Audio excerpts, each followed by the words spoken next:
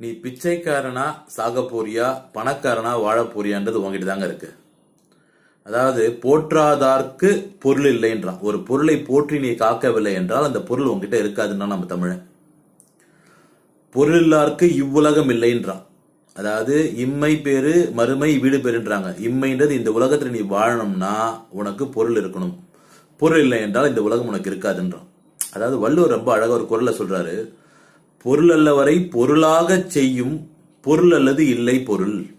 அதாவது ஒரு பொருட்டாவே மதிக்கத்தக்காதவன், maybe knowledge இல்லாதவன், கம்யூனிகேஷன் இல்லாதவன், ஒரு பர்சனாலிட்டி இல்லாதவன், ஒரு இடிகுலத்துல பிறந்தா கூட அவனையுமே ஒரு பொருளாக மதிக்க செய்யும் பொருள்ன்றான். அதாவது மதிக்கத்தக்கவர்கள் அவனை வந்து மதிப்பாங்களாம். ஸோ அப்போ பொருள் உனக்கு பேர் புகழ் எல்லாத்தையும் கொடுக்குன்றான். அதுக்குன்னு கஞ்சத்தனமா வந்து சேர்த்து வச்சுட்டேன்னு சொல்ல வரல. நீங்க பொருளை போற்றி உழைத்து சேகரித்து சேமித்தா ஜெயிப்பீங்க. பதிவு பிடிச்சா சப்ஸ்கிரைப் பண்ணுங்க. Thank you so much.